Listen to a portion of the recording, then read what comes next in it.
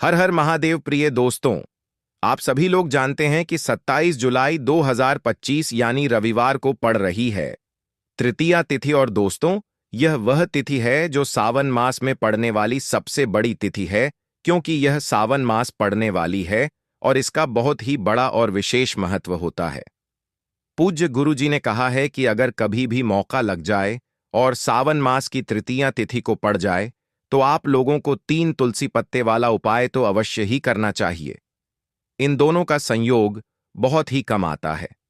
इसी के साथ में गुरुजी ने अपनी शिव पुराण कथा में बताया है कि इस दिन आपको एक 3 तुलसी पत्ते वाला उपाय तो आपको अवश्य ही करना चाहिए, क्योंकि ऐसा दिन पूरे साल में सिर्फ एक ही बार आता है। और दोस्तों, आप सभी लोग जानते हो कि रविवार का अगर सबसे बड़ा कोई उपाय है तो वह 3 तुलसी पत्ते वाला उपाय। तो दोस्तों, सावन मास की तृतीया तिथि के दिन आप लोगों को इस 3 तुलसी पत्ते वाला उपाय को जरूर करना है। बहुत सारे लोग होंगे जिन लोगों ने इस उपाय को ना किया हो, मतलब पूरा साल निकल गया, उन्होंने किसी भी दिन इस 3 तुलसी पत्ते वाला उपाय को ना किया हो। पर दोस्तों, आपके पास एक आखिरी मौका बचा हुआ है, जो कि 27 जुलाई 2025 सावन मास की रविवार के दिन है। इस दिन आप लोगों को इस वाले उपाय को जरूर कर लेना है। भले ही आपने पूरे महीने भर इस उपाय को ना किया हो, पर अगर आपने इस सावन मास के हरियाली तीज के दिन अगर इस वाले उपाय को कर लिया तो आपको इस उपाय को करने का वह फल मिलेगा जिसकी आपने कभी कल्पना भी नहीं करी होगी। इसीलिए आप लोग इस वाले उपाय को एक बार जरूर कर लेना है, ताकि आप लोगों के हाथ से यह मौका ना जा सके और आपको इस उपाय को करने का फल मिल सके। दोस्तों, यह उपाय पंडित जी ने अपनी अभी की ही श्री शिव महापुराण की कथा में बताया है। जी, इस उपाय को आज हम आपको बहुत अच्छे से समझाने वाले हैं। इस वीडियो को देखने के बाद इस उपाय को समझने के लिए आपको कोई और वीडियो को देखने की जरूरत नहीं पड़ेगी। तो चलिए दोस्तों, उपाय को शुरू करते हैं। देखिए, यह इस सावन मास के हरियाली तीज के दिन यह इतना खास होता है, इतना महत्वपूर्ण होता है। देखा गया है कभी कभी बड़े बड़े पूजा पाठ अनुष्ठान से जो मनोकामना पूर्ण नहीं होते, वह सावन मास की हरियाली तीज के दिन एक छोटे से उपाय करने से ही आपकी मनोकामना पूर्ण हो जाती है। और बहुत सारे लोगों ने इस उपाय को किया भी है और उनको इस उपाय को करने का फल भी जरूर मिला है। अगर आप लोग भी इस उपाय को करना चाहते हैं तो आप इस उपाय को पहले अच्छे से समझ लेना, सुन लेना, उसके बाद करना। आपको इस उपाय का फल जरूर मिलेगा और इस उपाय को कर लेने से आपके घर में चाहे किसी भी प्रकार की दुख और समस्या क्यों क्यों ना चल रही हो, आपको उसका कारण भी नहीं पता है कि भाई यह समस्या किस कारण से चल रही है। उसका कुछ भी कारण हो सकता है, जैसे पितृदोष हो सकता है या किसी भी तरह का मंगल दोष भी हो सकता है। तो इस दिन आप लोगों को यह वाला उपाय कर लेना है। यह एक ऐसा उपाय है जिस उपाय को अगर किसी विशेष दिन पर किया जाए तो भाई उस विशेष दिन का जो है वह तो हमें मिलता ही मिलता है। पर हमने उस दिन पर इस उपाय को किया है तो हमें उससे भी बड़ा फल मिलता है, और फल बहुत जल्दी मिलता है, क्योंकि आप इस उपाय को बहुत ही बड़े और विशेष दिन पर कर रहे हो।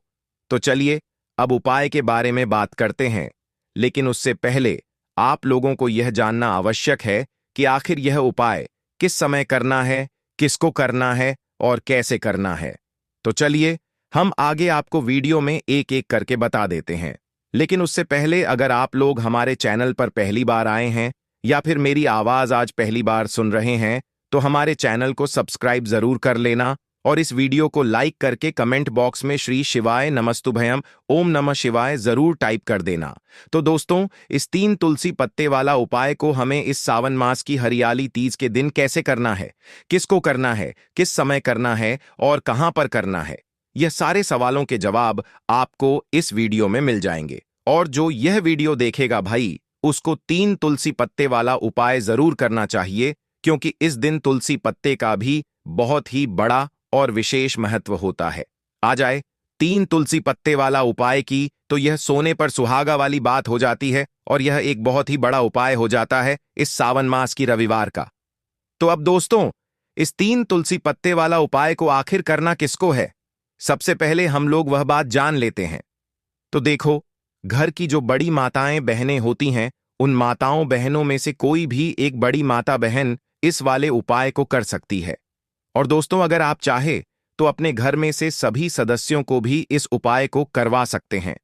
अगर किसी व्यक्ति की खुद की कोई मनोकामना है, खुद की कोई दुख और परेशानी है जो कि वह अपने लिए ही करना चाहता है, इस वाले उपाय को तो वह खुद अपने लिए भी कर सकता है। बाकी अगर कोई घर में से ऐसा है जो कि अपने पूरे घर परिवार की सुख और शांति के लिए यह वाला उपाय करना चाहता है, तो भाई वह भी कर सकता है। उसमें भी कोई दिक्कत वाली बात नहीं है। कहने का मतलब यह है कि इस उपाय को हर एक सदस्य भी कर सकता है और पूरे घर परिवार के सदस्य के लिए घर की बड़ी माताओं बहनों में से कोई एक माता बहन भी कर सकती है। माताएं बहनें अगर घर में उपस्थित ना हो या वह यह वाला उपाय ना कर पा रही हो, तो फिर घर का कोई बड़ा सदस्य भी इस 3 तुलसी पत्ते वाला उपाय को कर सकता है। चाहे फिर वह पुरुष ही क्यों ना हो, उसमें कोई भी दिक्कत वाली बात नहीं है। उसके बाद में दोस्तों, जो अगला प्रश्न निकल कर आता है वह यह आता है इस उपाय को लेकर कि आखिर इस उपाय को हमें किस समय करना है, सुबह के समय करना है कि शाम के समय करना है। तो देखो, इस वाले उपाय को आप लोग सुबह के समय भी कर सकते हो और शाम के समय प्रदोष काल में भी कर सकते हो। अब अगर आप पूछो कि भाई सबसे उत्तम समय कौन रहेगा इस 3 तुलसी पत्ते वाला उपाय को करने का, तो हम आपसे बस यही कहेंगे कि इस उपाय को आप सुबह के समय करेंगे तो ज्यादा बेहतर होगा। बाकी अगर प्रदोष काल शाम के समय भी करेंगे तो भी अच्छा होगा, उसमें कोई भी दिक्कत वाली बात नहीं है। तो अब दोस्तों, जो अगली सबसे बड़ी और महत्वपूर्ण बात आती है वह यह आती है कि सुबह अगर हम उपाय को करेंगे तो हमें कितने बजे से लेकर कितने बजे तक के बीच में करना है, और शाम के समय प्रदोष काल में करेंगे तो हमें कितने बजे से लेकर कितने बजे के बीच में करना है। तो देखो, सुबह जितनी जल्दी हो सके आप उपाय को करने की कोशिश करना। बाकी अगर किसी कारणवश लेट भी हो जाओ, थोड़ी देर भी हो जाए, तो 10 या 11 बजे तक भी आप उपाय कर लेना, पर 12 बजे से ज्यादा देरी ना हो। ठीक है, इस बात का ध्यान रखना। उसके बाद में दोस्तों, अगर शाम के समय प्रदोष काल की बात करें, प्रदोष काल का जो समय होता है वह शाम के 6 बजे से शुरू हो जाता है। मतलब शाम के 6 बजे से लेकर 7 बजे के बीच का जो समय होता है, यह समय प्रदोष काल का समय होता है। तो आप इस उपाय को 7 या 8 बजे के बीच में भी कर सकते हो। 6 बजे से रात 8 बजे के बीच में आप कभी भी इस वाले उपाय को कर सकते हो, उसमें कोई भी दिक्कत वाली बात नहीं है। तो देखो दोस्तों, सबसे पहला उपाय देखिए आपको क्या करना है। देखिए, सावन मास के दिनों में विशेषकर भगवान शिव और माता पार्वती और विष्णु भगवान का पूजन किया जाता है। अब साथ ही साथ हरियाली तीज तिथि का दिन भी पड़ गया है, तो ऐसा समझ लीजिए आपके जीवन में धन भी आएगा, सुख भी आएगा, धन बढ़ेगा भी, और साथ ही साथ आपके जीवन के सारे संकटों को भगवान शिव जी दूर कर देंगे। तो चलिए सबसे पहले बात कर लेते हैं सबसे पहले उपाय की, जो कि रविवार वाले दिन आपको विशेष करना है। और इस उपाय को करने से आपकी कोई भी ऐसी इच्छा, कोई भी विश जो अभी तक अधूरी है, पूरी नहीं हो रही है, तो आपकी बड़ी से बड़ी विश और मनोकामना भी पूरी हो जाती है जब आप हरियाली तीज तिथि वाले दिन इस पहले उपाय को कर लेते हैं। तो देखिए, आप सभी जानते हैं कि श्री हरि विष्णु जो है, उन्हें तुलसी दल सबसे प्रिय है। बिना तुलसी माता के श्री हरि विष्णु अधूरे हैं और बिना तुलसी पत्तों के श्री हरि विष्णु का भोग अधूरा है। अब श्री हरि विष्णु को प्रसन्न करके आप अपनी किसी भी मनोकामना को पूरा कर सकते हैं, क्योंकि श्री हरि विष्णु प्रसन्न हो गए तो आपकी कोई भी विश और इच्छा मनोकामना अधूरी नहीं रहेंगी। देखिए, हम सभी के घरों में माता तुलसी का पौधा अवश्य ही होता है। तो देखिए, हमें तुलसी जी के पौधे से सबसे पहले तो 3 पत्ते तोड़ने हैं। देखो, हरियाली तीज वाले दिन आपको तुलसी के पत्ते नहीं तोड़ने हैं। तो देखिए, तुलसी जी के आपको 3 पत्ते तोड़ लेने हैं, और इन तुलसी जी के पत्तों को तोड़ने के बाद आपको 1 चुटकी हल्दी भी अपने साथ में लेनी है। हल्दी के अंदर आपको जल मिलाकर के पेस्ट के रूप में तैयार करना है, और इसी के साथ में आपको एक दीपक भी लेना होगा। दीपक आप मिट्टी का भी ले सकते हैं, आटे का भी ले सकते हैं, और इस दीपक में आपको शुद्ध घी डाल करके इसमें आपको लंबी रुई की बाती का प्रयोग करना है। देखिए दोस्तों, आपके पास है 3 तुलसी जी के पत्ते हैं। तो पहला जो तुलसी जी का पत्ता है उस पर आपको सबसे पहले तो जो आपने हल्दी ली है उसकी एक बिंदी लगानी है। और पहला जो तुलसी जी का पत्ता है आपके घर में भगवान विष्णु का चाहे कोई सा भी स्वरूप हो, चाहे लड्डू गोपाल जी का स्वरूप हो, या फिर भगवान कृष्ण की आपके मंदिर में प्रतिमा हो, या फिर भगवान श्री राम की प्रतिमाएं, उनके सामने आपको पहला तुलसी जी का पत्ता अर्पित करना है। अब देखिए दोस्तों, आपके पास जो दो तुलसी जी के पत्ते हैं और आपके पास जो एक दीपक है, इन्हें आपको लेकर के पहुंचना है। अपने ही घर में तुलसी जी के पौधे के पास में देखिए, सबसे पहले तो आपके पास जो दो तुलसी जी के पत्ते हैं उन पर भी आपको हल्दी की एक एक बिंदी लगानी है और उन दोनों ही तुलसी जी के पत्तों को आपको अपने घर में तुलसी जी के पौधे के वहां पर ही अर्पित कर देने हैं। और इस प्रकार से यह दोनों पत्ते भी तुलसी जी के पौधे के पास में अर्पित करने के बाद अंत में जो आपके पास एक लंबी बाती का दीपक है, इसे आपको तुलसी जी के पौधे के पास में ही प्रज्वलित कर देना है। जो भी व्यक्ति अपने ही घर पर इस प्रकार से तुलसी जी के 3 पत्तों का यह उपाय कर लेता है तो उसका परिवार हमेशा खुश रहता है। उसके परिवार में कभी भी कोई भी संकट उत्पन्न नहीं होता है और यदि आपके घर में जो भी ग्रह क्लेश है वह भी समाप्त होते हैं। तो इस प्रकार से यह सुंदर सा उपाय करना है। अब बात करते हैं अगले उपाय की। देखो, यदि आपके जीवन में आर्थिक संकट बहुत अधिक हो रहे हैं, धन की समस्या लगातार जीवन में बनी हुई है, 1 रुपयों को प्राप्त करने के लिए आपको बहुत अधिक मेहनत कर रहे हैं, तो आज रात्रि में सोने से पहले आपको हो यह एक चमत्कारी दीपक का उपाय अवश्य करना है। या फिर यदि आपका जो व्यापार है, बिजनेस है, दुकान है, वह अच्छे से नहीं चल पा रही है, तो आज रात्रि में इस विशेष दीपक का उपाय आपको अवश्य करना चाहिए। देखो दोस्तों, दीपक हमारे घर में सभी नकारात्मक शक्ति को बाहर करता है। यह उपाय आपको साल में केवल 1 बार करने का ही मौका मिलता है। देखिए, इस उपाय के लिए आपको तुलसी जी की जो सूखी लकड़ी होती है उसे ले लेना है।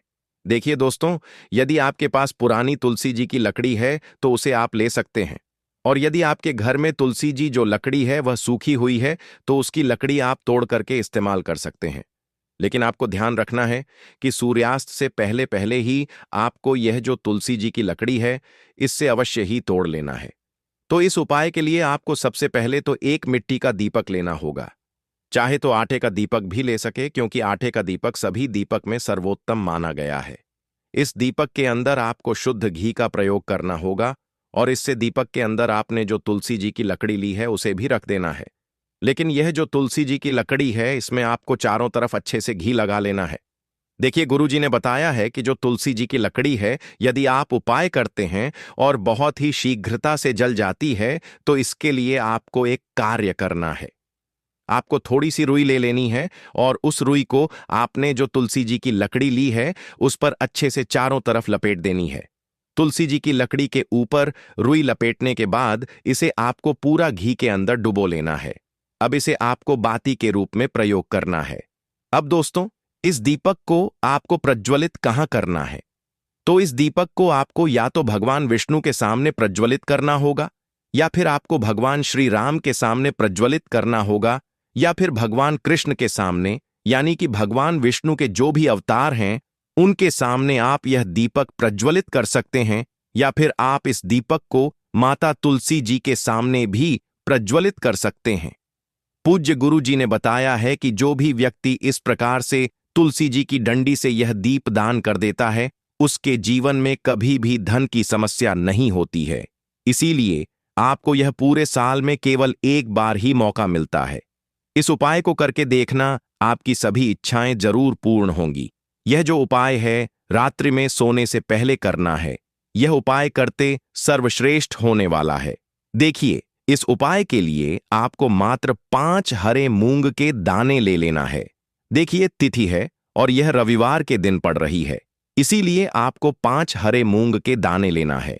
हरे मूंग के दाने आपको साबुत लेने हैं, खंडित नहीं होने चाहिए, इस बात का ध्यान रखें। और इसी के साथ में आपको एक तांबे के पात्र के अंदर अपने घर से शुद्ध जल ले लेना है।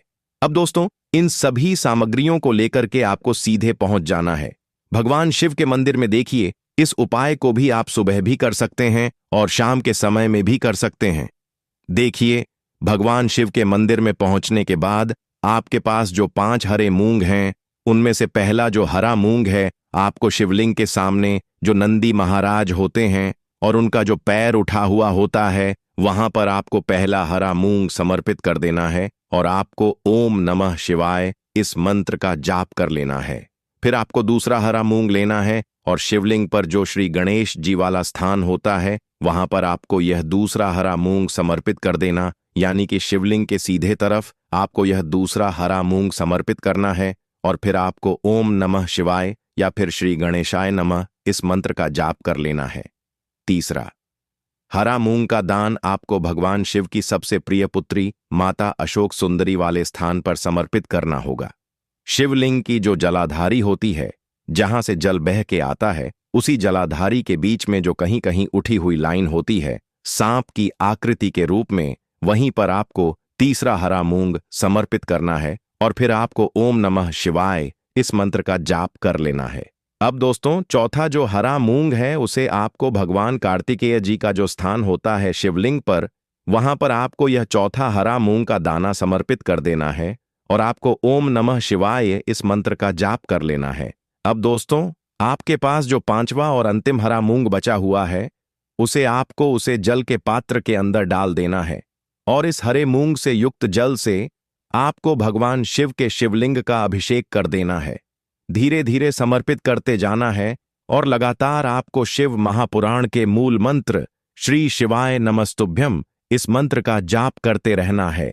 फिर आपको शिवलिंग के सामने बैठकर, यदि आप अपने बच्चों के लिए यह उपाय कर रहे हैं, यदि आप अपने बच्चों की बुद्धि, ज्ञान और विवेक के लिए उपाय कर रहे हैं, तो उसके लिए आपको प्रार्थना कर लेनी है, या फिर व्यापार में वृद्धि करने के लिए यह उपाय कर रहे हैं तो उसकी कामना करते हुए आपको प्रार्थना कर लेनी है, या फिर अपनी नौकरी के लिए कर रहे हैं, या फिर अपने इंटरव्यू के लिए, या फिर धन की प्राप्ति के लिए कर रहे हैं। जिस भी कामना के लिए आप उपाय कर रहे हैं, उसे परिपूर्ण करने के लिए आपको महादेव से प्रार्थना कर लेनी है और फिर आपको वापस अपने घर आ जाना है। पूज्य गुरुजी ने कहा है कि जो भी व्यक्ति इस उपाय को कर लेता है, तो यकीन मानिए आपके जीवन की जो सारे संकट, कष्ट और बाधाएं हैं, वह सभी समाप्त होंगे। अब हम बात करते हैं तीसरे विशेष उपाय। देखो, भाग्य का साथ आपको मिले तो गुरु बृहस्पति को मजबूत करना बहुत जरूरी होता है। इसीलिए पूज्य गुरुदेव ने एक बहुत ही सुंदर सा उपाय बताया था, जो कि है पीले चावल का। थोड़े से अक्षत लेना, चावल लेना। अगर आपको ऐसा लगता है ना कि आपको किसी भी चीज में सफलता नहीं मिल पा रही है, किस्मत का साथ आपको नहीं मिल पा रहा है, तो पीले चावल लेना। दोस्तों,